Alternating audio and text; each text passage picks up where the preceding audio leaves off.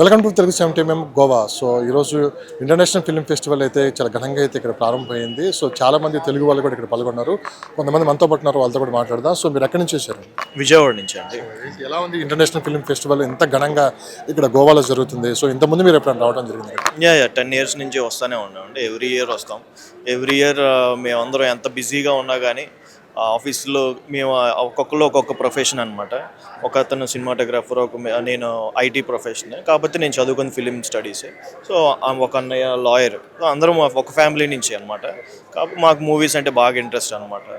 So అందరూ మా ప్రొఫెషన్స్లో ఉన్న అన్ని లీవ్స్ పెట్టుకొని ఈ 8 days బ్లాక్ చేసుకుని వస్తాం అనమాట. ఎవ్రీ ఇయర్ 10 years నుంచి వస్తాం.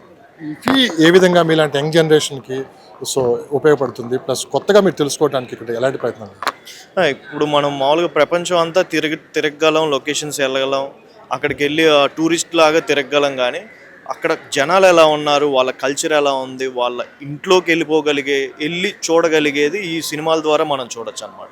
మామూలుగా అయితే ఏ దేశం వెళ్ళినా కానీ మనల్ని ఇళ్లలోకి రానివ్వరు కదా. కానీ ఈ సినిమాల ద్వారా మనం వెళ్ళి వాళ్ళ కల్చర్ని వాళ్ళ ఇంట్లో కూర్చుని చూసినట్టు చూపిస్తారు.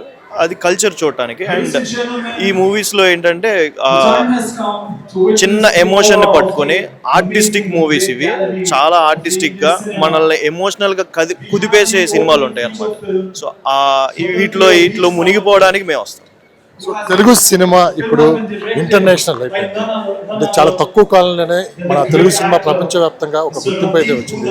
సో ఇంత ఫాస్ట్ గ్రోతింగ్ కనుక మన డైరెక్టర్స్ కావచ్చు, మన టెక్నీషియన్స్ కావచ్చు, మన స్టార్స్ కావచ్చు, మన కష్టం చూస్తుంటే మీకు ఏమనిపిస్తుంది? సో ఈరోజు తెలుగు సినిమా చూస్తుంటే ప్రపంచవ్యాప్తమైన సందర్భంగా ప్రపంచం మొత్తం తెలుగు వైపే చూస్తుంది. ప్రపంచమే కాదండి, చిన్న ఎగ్జాంపుల్ ఏంటంటే ఈఫీనే మన తెలుగు సినిమాకి ఎంత గౌరవం వచ్చింది అనేది మేము చాలా ప్రౌడ్గా ఫీల్ అవుతాం. 10 years బ్యాక్ మేము వచ్చినప్పుడు ఫస్ట్ 5 years అసలు మన తెలుగుకు సంబంధించింది ఇక్కడ ఏం ఉండేది కాదు. ఏదో 1-2 మూవీస్ పంపించేవాళ్ళు మన వాళ్ళు. అవి స్టార్టింగ్లో అసలు ఉండేది కాదు. తర్వాత స్లోగా మన తెలుగు సినిమా ఎప్పుడైతే మన ఇండియాని డామినేట్ చేస్తుందో, ఇండియన్ ఫిలిం ఇండస్ట్రీని, స్లోగా ఇక్కడ కూడా మనకి ఆ ప్రిఫరెన్స్ వచ్చి మేము చాలా ప్రౌడ్గా ఫీల్ అయ్యేవాళ్ళం. ఇదివరకు అసలు మన పోస్టర్సే ఉండేవి సరిగ్గా. ఇప్పుడు 5 years నుంచి మన తెలుగు ఫిలిం ఇండస్ట్రీ డెవలప్ అయ్యే కొద్దీ ఇక్కడ మన ఎక్కువ కనబడుతున్నాయి అనమాట. సో ఆ విధంగా ఫీలింగ్ ప్రౌడ్ అండి. గోవా ఫిల్మ్ ఫెస్టివల్లో అంటే మీరు అన్నారు 10 years బ్యాక్ చూస్తే తెలుగు అనేది ఎక్కడ కనిపించేది కదన్నారు. ఇప్పుడు తెలుగు వాళ్ళు కనిపిస్తే పిలిచి మాట్లాడుతూ ఉన్నారు. దాదాపు 80 దేశాల నుంచి చాలా మంది డెలిగేట్స్ ఇక్కడ వచ్చారు.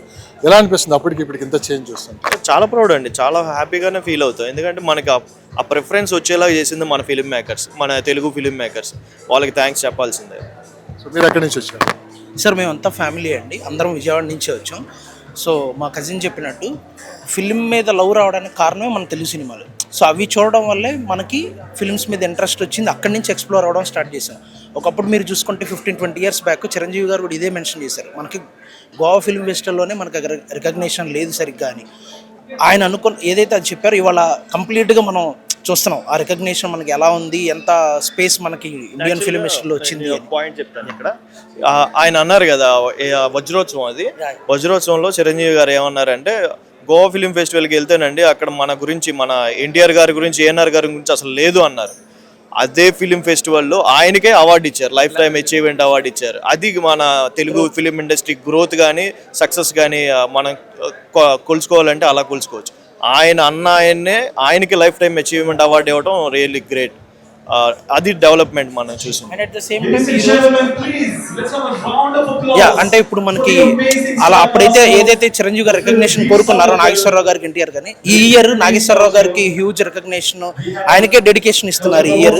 సో అది మాకు చాలా చాలా హ్యాపీగా అనిపిస్తుంది. దేవదాస్ మూవీని ఇప్పుడు వరల్డ్కి చూపిస్తున్నారు అనేది చాలా, అంటే వాళ్ళు ఎంత కష్టపడితేనో ఫిలిం గురించి వాళ్ళకి ఆ రికగ్నిషన్ వచ్చింది అనేది మేము చాలా హ్యాపీగా ఫీల్ అవుతాం being Telugu film audience. Young directors కావచ్చు, యంగ్ పీపుల్ కావచ్చు, ఇలాంటి ఫిలిం ఫెస్టివల్ వచ్చి వాళ్ళు ఏం నేర్చుకోవచ్చు? సార్ ఇప్పుడు ఎలా అయితే చదువుకునే వాళ్ళకి స్కూల్స్ ఎంత ఇంపార్టెంటో, ఫిలిం మేకర్స్ కానీ ఫిలిం ఎంతూసియాస్టిక్ కానీ ఇలాంటి ఫిలిం ఫెస్టివల్స్ చాలా ఇంపార్టెంట్. సో ఓన్లీ ఒక జోనల్కే ఉండకుండా ఇది collection of films across the world. So ఇక్కడికి వస్తే ప్రతిదీ లెర్నింగే. ఫిలిమ్స్లో లెర్నింగ్ ఒక చోటే ఉంటుంది అనేది ఏమి ఉండదు. సో ప్రతి ఫిలిం ఫెస్టివల్ చాలా ఇంపార్టెంట్. ఇఫీలో ఏంటంటే అది ఇంకా యూనిక్గా ఉంటుంది. చాలా వరల్డ్ వైడ్ మేము ఎక్కువ ఇరానియన్, ఫ్రెంచ్ ఆ మూవీస్ మాకు చాలా ఇంట్రెస్టింగ్గా స్క్రీన్ ప్లే వైజ్ అన్నీ నేర్చుకుంటాం. సో ఇలాంటి ఫిల్మ్ ఫెస్టివల్స్ వల్ల చాలా ఇవాల్వ్ అవుతాం, మన థాట్ ప్రాసెస్ కూడా కొంచెం ఎక్స్ప్లోర్ చేయొచ్చు. సో ఒక్కొక్కళ్ళు ఒక్కొక్క ప్రొఫెషన్లో ఉంటాం. సో ఒకళ్ళు ఐటీలో అవ్వచ్చు, ఒకళ్ళు హెచ్ఆర్ చేయొచ్చు, ఒకళ్ళు అడ్వకేట్, ఒకళ్ళు సినిమాటోగ్రఫర్గా, ఇట్లా అందరం కంటిన్యూ చేస్తున్నాం. మా బిగినింగ్ ఒక 15 years బ్యాక్ మేము ఒక చిన్న సోనీ ఎరిక్సన్ కెమెరాతో అక్కడక్కడ షార్ట్ ఫిల్మ్స్ తీసుకుంటూ ఉండే చిన్న పల్లెటూరులో ఉండే ఇంట్రెస్ట్ ఉన్న కుర్రవాళ్ళం మేము. అక్కడి నుంచి ఇవాల్వ్ అవడం అనేది మా కజిన్ తిను విజువల్ కమ్యూనికేషన్స్ చేశారు. తిను ఆ ఎక్స్ప్లోర్ చేయడం వల్ల అక్కడి నుంచి మా అందరికీ స్ప్రెడ్ చేశారు. అట్లా మేము స్టెప్ బై స్టెప్ ఈ 15 yearsలోనే మేము చాలా తెలుసుకున్నాం. సో అట్లా ప్రతి ఒక్కళ్ళు ఇంట్రెస్ట్ ఉన్నవాళ్ళు కనుక గివప్ ఇవ్వకుండా ఆ లెర్నింగ్ సైడ్ ఫోకస్ పెడితే, హోప్ అనేది ఉంటే వాళ్ళకి ఖచ్చితంగా వాళ్ళు సక్సెస్ అనేది చేరుకుంటారని మేమే పెద్ద ఎగ్జాంపుల్. సినిమా వాళ్ళకి ఒక పండగ, అది గోవా ఫిల్మ్ ఫెస్టివల్. సో మనకంటూ ఒక పండగ ఉంది అని చెప్పి కూడా ప్రపంచవ్యాప్తంగా మనం చూపిస్తున్నాం.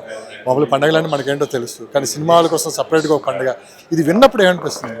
విన్నప్పుడే కాదండి, ఫీల్ అవుతాం కూడా. యాక్చువల్గా every year November 20th, 21st నుంచి మూవీ స్క్రీనింగ్ స్టార్ట్ అవుతాయి. ఆ గేట్లో నుంచి అడుగు పెట్టంగానే పండగ వాతావరణమే. మన ఊర్లో ఏవైతే పండగలు జరగడం అంత హ్యాపీగా ఉంటాం, ఇక్కడ ఇంకా డబుల్ హ్యాపీగా ఉంటాం అనమాట. ఒక సంక్రాంతి కానీ, దీపావళి కానీ ఎలాగైతే చేసుకుంటామో ఫిలిం ఎంతూసియాస్ట్కి ఇది ఆ పండగలాగే ఉంటుంది. మీరు ఆల్రెడీ విజువల్స్ చూసే ఉంటారు. ఈ లోపలికి వచ్చిన దగ్గర నుంచి ఆ వైబ్ అనేది వచ్చేసింది అనమాట. ఆ ఫిలిం అందరూ చుట్టుపక్కల అందరూ ఫిలిం మేకర్సే, అసిస్టెంట్స్, అసోసియేట్స్, డైరెక్టర్స్ కూడా వస్తారు, వేరే వేరే దేశాల నుంచి వస్తారు. మనం పొరపాటున ఎవరైనా ఎదురైతే మనం వాళ్ళతో మాట్లాడి ఇంటరాక్ట్ కూడా అవ్వచ్చు, ఐడియాస్ షేర్ చేసుకోవచ్చు, లేదా వాళ్ళతో ఇంటరాక్ట్ అయితే ఇంకా కొత్త అని నేర్చుకోవచ్చు. ఇందాక మీరు అన్నారు ఈ ఫిలిమ్స్ నుంచి ఫిలిం తర్వాత ఫిలిం మేకర్స్ అవుదాం అనుకున్న వాళ్ళకి ఎలా ఉపయోగపడుద్ది అని. ఇక్కడికి వచ్చే ఫిలిమ్స్ అన్ని ఎమోషనల్గా చాలా డెప్త్ ఉంటుంది అనమాట. ఇక్కడికి వచ్చి ఆ మూవీస్ చూసి చాలా ఇన్స్పైర్ అవ్వచ్చు. ఆ ఎమోషన్ ఏదైతే ఉందో ఆ ఎమోషన్ తీసుకుని మన ఇండియన్ ఫిలిమ్స్ తగ్గట్టుగా ఎమోషన్తో కమర్షియలైజేషన్ మిక్స్ చేసుకుని అది బాగా ఉపయోగపడింది నెక్స్ట్ ఫిలిం మేకర్స్కి. ఓ పక్క గోవా టూరిజానికి ఇది రైట్ టైం, నవంబర్ నుంచి మంచి సీజన్ అంటారు. మరో పక్క సినిమా పండగ. సో ఎలా మీరు ఈ టూర్ని, సో పక్క ఇవి చూసుకుంటేనే మరొక టూరిజం ఎలా మీరు ఎంజాయ్ చేయబోతున్నారు? యాక్చువల్గా మేము ఈ 8 days ఫిలిం ఫెస్టివల్కి అంకితం చేసేస్తాం. ఈ 8 days ఇంకా బయటకు కూడా వెళ్ళాం, ఎందుకంటే రోజుకి 4 సినిమాలకి ఇక రోజు అయిపోయింది. మేము అసలు బీచ్ ఇంకా కూడా చూడం. కంప్లీట్గా దీని గురించి ఒకవేళ వెళ్ళాలి అనిపిస్తే అయిపోయిన తర్వాత ఒక రోజు పెట్టుకుని బీచ్లకి వెళ్తాను. ఇంకా డెడికేటెడ్ కంప్లీట్గా దీనికే. 2004 నుంచి 2024 వరకు ఈ ఫిల్మ్ ఫెస్టివల్ గోవాలోనే జరుగుతున్నారు. అంటే 1919లో మనకి హైదరాబాద్లో జరిగింది, 1999లో. సో ఇలాంటి ఫెస్టివల్ మన హైదరాబాద్లో కానీ ఇలాంటి అమరావతిలో కానీ జరిగితే ఎలా ఉంటుందని మీరు అనుకుంటున్నారు? దీనికి చంద్రబాబు నాయుడు గారు ఇలాంటి విషయాల్లో చాలా ముందుంటారు. సో మీరు ఆ ప్రాంత వాసులు కాబట్టి మీరేం చెప్తారు? అంటే ఏపీలో ఇప్పుడే ఫిల్మ్ కూడా డెవలప్ చేస్తున్నారు, అంటే విడిపోయిన తర్వాత. సో మీరేమంటారు? అమరావతిలో ఇలాంటి ఫెస్టివల్ కానీ జరిగితే ఎలా ఉంటుందని మీరు అనుకుంటారు? ఖచ్చితంగా నంబర్ 1గా ఉంటుందండి. ఎందుకంటే మన రాష్ట్రాల్లో, తెలుగు రాష్ట్రాల్లో రెండిట్లో కూడా ఫిలిం ఎంతూసియాస్ట్ చాలా మంది ఉంటారు. ఫిలిమ్స్ కోసం ఫిలిమ్స్ అనే కుర్రోళ్ళు చాలా మంది ఇంట్రెస్ట్గా ఉంటారు, కానీ వాళ్ళకి ఒక ప్లాట్ఫామ్ ఉండదు. ఇది కానీ మన దగ్గర జరిగితే ఇలాంటి ఫిలిం ఫెస్టివల్ ఖచ్చితంగా చాలా మందికి ఎక్స్పోజర్ వచ్చింది. చాలా ఫిలిం మేకర్స్ మన స్టేట్స్ నుంచి వస్తారు, అదైతే కన్ఫామ్గా జరిగింది. అంతే సార్. ఎందుకంటే అందరు ఇక్కడికి రావాలంటే కష్టం కదా సార్, చాలా మంది కుదరకపోవచ్చు. సో అమరావతిలో కనుక ఇలాంటిది కనుక జరిగితే అక్కడ ఉన్న ఫిల్మ్ ఇండస్ట్రీస్కి ఒక ఆపర్చునిటీ, నియర్ బై ఈ ఈవెంట్స్కి వచ్చినప్పుడు చుట్టుపక్కల ఉన్న డెవలప్మెంట్, అంటే ఎవరన్నా స్టార్టప్స్ ఏమన్నా చిన్న పెట్టుకున్న వాళ్ళకి ఉపాధి కల్పించినట్టు ఉంటుంది. అన్ని రకాలుగా కూడా మనకు ఒక రికగ్నేషన్ వస్తుంది గ్లోబల్గా. అది రావాలని రికగ్నేషన్ విషయంలో అయితే చాలా మంచి. Thank you so much.